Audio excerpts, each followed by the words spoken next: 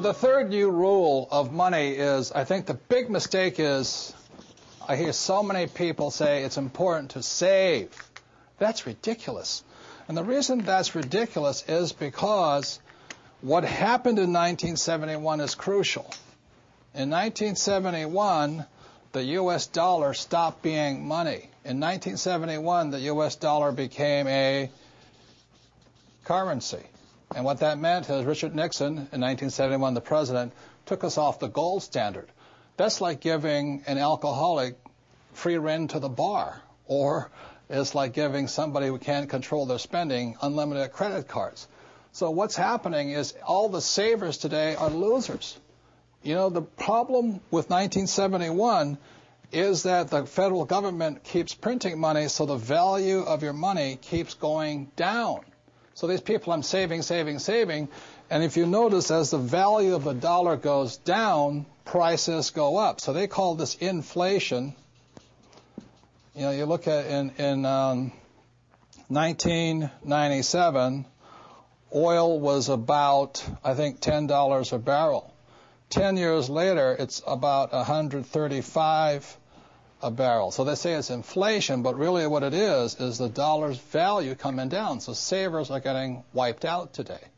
So to keep saying to yourself and to your kids to save money, that is not the new rule. That's an old rule. So a very big problem for most people is stop using the word save and use the word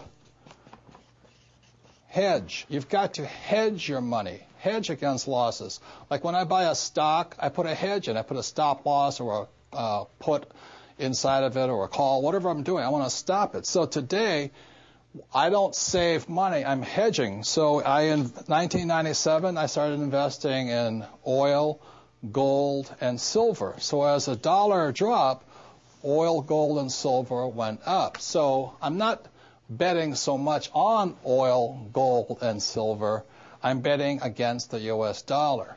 And that's why this idea that you're going to tell people you need to save money, that's really, really an obsolete idea, because the idea went obsolete in 1971.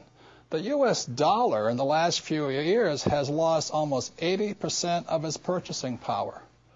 And the prediction is, because this has happened throughout history, it happened thousands of years ago with the Romans, with the Greeks, with the Germans, with the English, the Japanese, and the Chinese.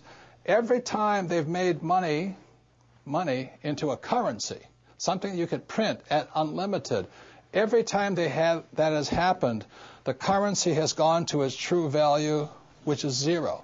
So I am afraid as this economic volatility continues, the savers who were operating by the old rules of money are just going to get wiped out because the purchasing power of their dollar is going to go down.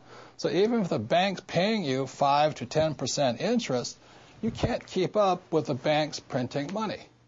So that's the old rule of money, is saving money, and the new rule is hedge. You've got to be able to see what's coming up as something else is coming down. The last thing I want to point out to you on this idea of saving money is this. One of the biggest misunderstandings in the world today is what they talk about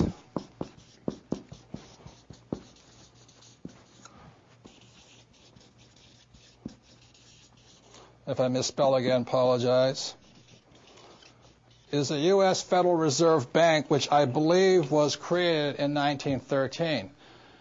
In 1971, the reason 1971 is such an important time was because the U.S. Federal Reserve became the bank to the world. They could print as much money as they wanted. Never in the history of the world has anybody been allowed to print money for the rest of the world. Let me backtrack one more time. I talked about how the Romans did it, the Greeks did it, and all this. Every time people have done this, chaos has broken out, and that's why there's chaos in the world today. So in 1913, when the U.S. Federal Reserve Bank was created, they were basically allowed to print money for the world.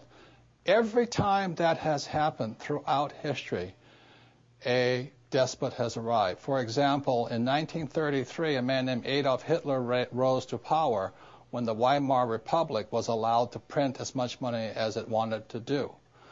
And in Russia, when Russia's currency broke down, a man named Lenin rose. When the Chinese economy broke down, Mao Zedong rose. When the Yugoslavian government broke down, Milosevic arose. So we're in that critical point right now, and one of the causes of it was in 1933, this thing called the U.S. Federal Reserve was created. And I think, they've done a pretty good job of making the rich richer. Unfortunately, many of the poor are getting poor.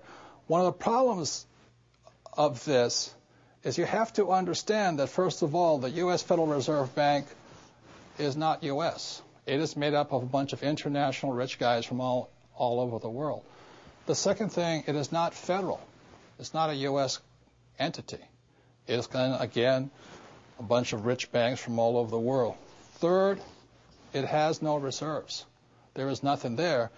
And fourth, it's not a bank.